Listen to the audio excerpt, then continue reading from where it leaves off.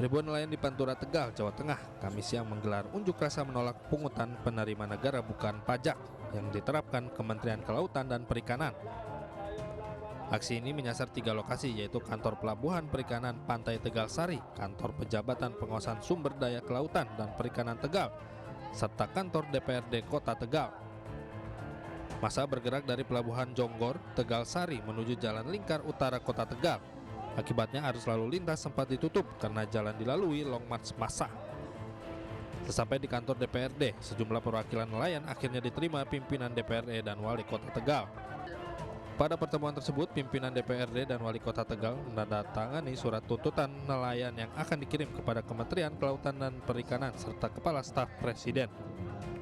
6 poin. Yang pertama, kita menolak PNBP pasca produksi 10%, dan kita yang kedua minta untuk ada penurunan PNBP pasca produksi menjadi maksimal tidak lebih dari 5%. Kemudian kita juga meminta atau menolak sanksi denda administrasi sebesar 1000%, itu tentu yang memberatkan. Kita minta juga yang keempat, perluasan daerah tangkap untuk nelayan jaring taring berkantong gitu. Diketahui aksi ini dilakukan untuk menyampaikan keresahan nelayan atas kebijakan pemerintah pusat. Pemirsa, polisi berhasil menangkap ayah yang diduga membunuh dan mengubur anaknya yang masih balita di kawasan Tambak. Pelaku ditangkap di hutan dalam kondisi lemas karena kekurangan makanan.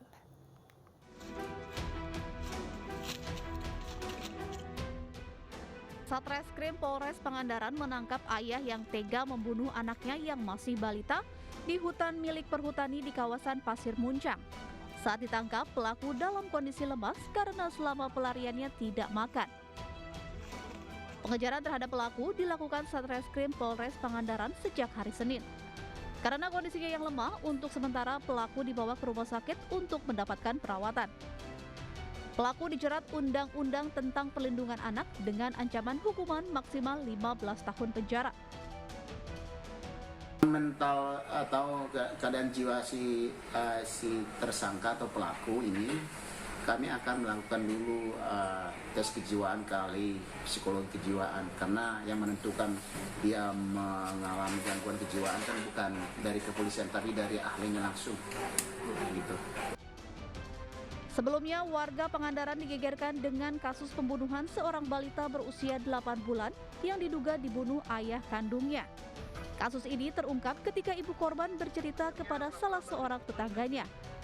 Saat ditemukan, mayat balita tersebut sudah terkubur di tambak udang selama 3 hari. Dari Pangandaran, Jawa Barat, Irfan Ramdiansyah, iNews melaporkan. Polisi memastikan adanya motif seksual dalam aksi penculikan terhadap M, bocah perempuan 6 tahun di Jakarta Pusat. Polisi juga berkoordinasi dengan berbagai pihak mengenai progres pendampingan korban dan tambahan jerat hukum bagi tersangka.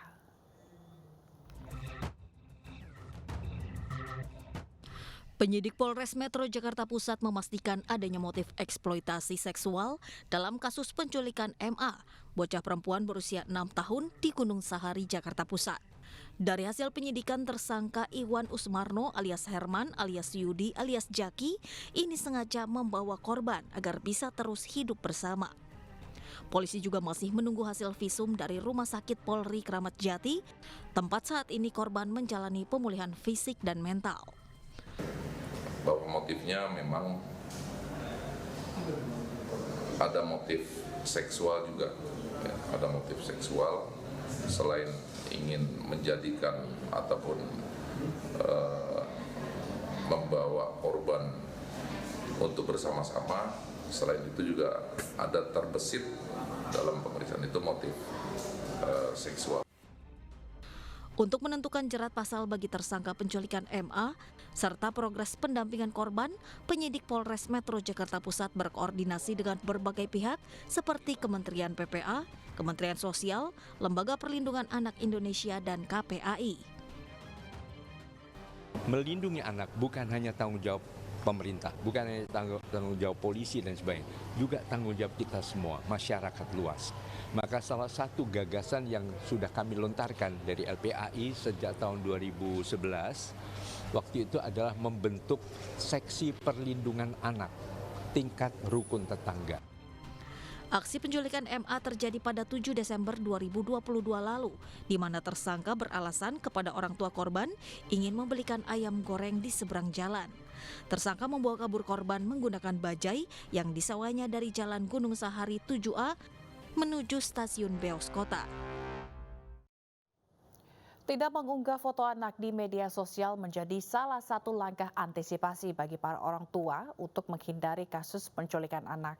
Partai Perindo bahkan mengusulkan pemerintah memasang lebih banyak CCTV di tempat umum.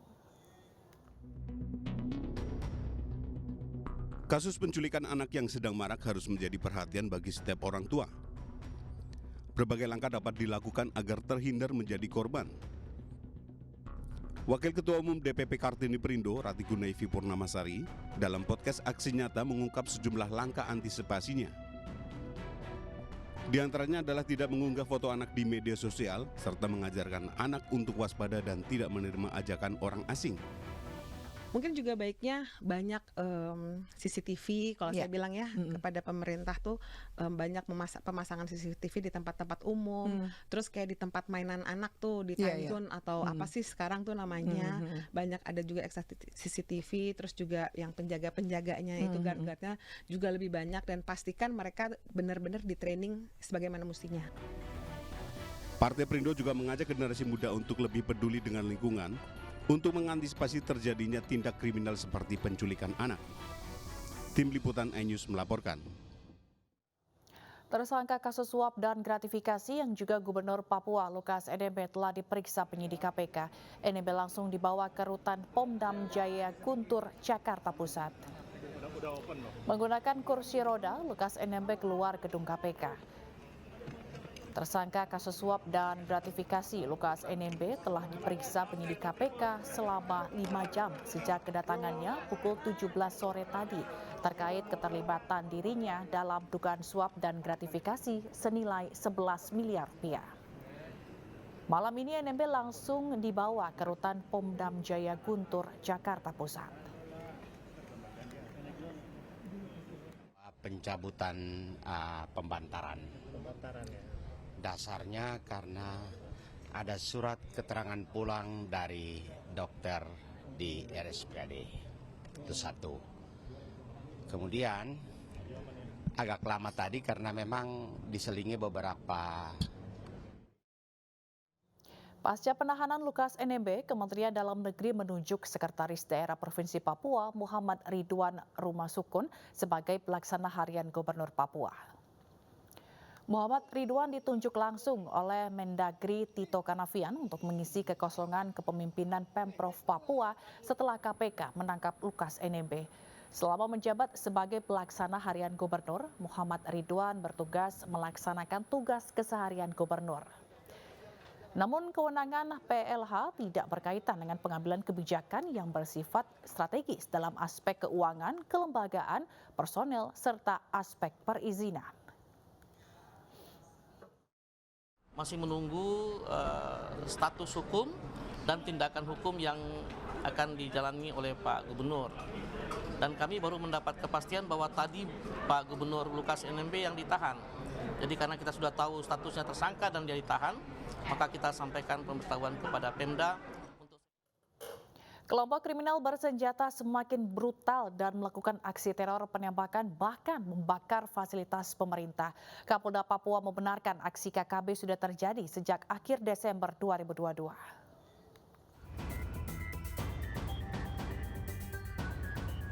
Kelompok kriminal bersenjata terus melakukan aksi teror penembakan di beberapa kabupaten di Papua.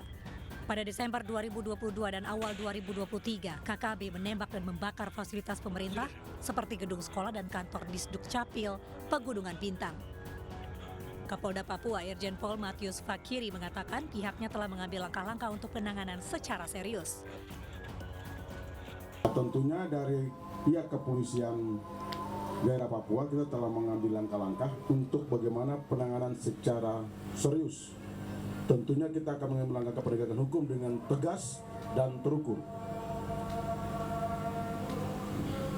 Di Pegunungan Bintang kita telah memperkuat dengan perkuatan dari Satgas Damai Kartens dan dari Satrimo Polda Papua. Sedangkan terkait dengan kejadian di Pegunungan Bintang yang dilakukan KKB, Polda Papua telah memperkuat personil dari personil Satgas Damai Kartens dan Satbrimob Polda Papua. Ada 9 titik di wilayah Papua yang dianggap rawan dan menjadi atensi aparat penegak hukum.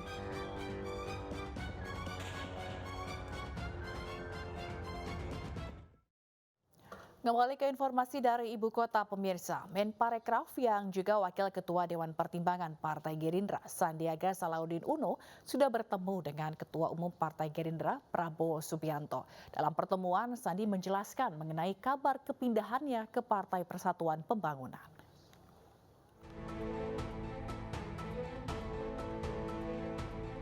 Kehadiran Menparekraf Sandiaga Salahuddin Uno pada peringatan Harlah ke-50 sekaligus silaturahmi akbar P3 di Stadion Kridosono, Yogyakarta pada 8 Januari 2022 menimbulkan pertanyaan apakah Sandi akan berlabuh ke partai berlambang Ka'bah.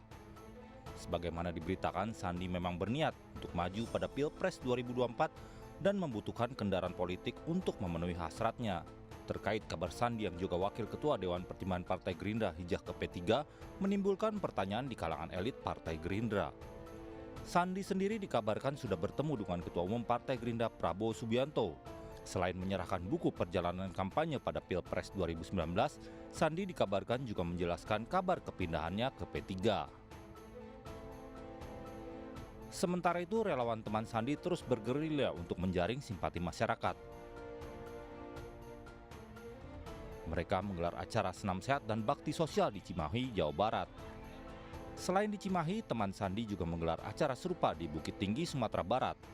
Di Bukit Tinggi, mereka membagikan ratusan paket sembako kepada warga dan pengemudi ojol. Tim Liputan iNews melaporkan. 4 orang satu keluarga di Bekasi, Jawa Barat keracunan makanan, 2 diantaranya tewas. Selengkapnya usai jeda.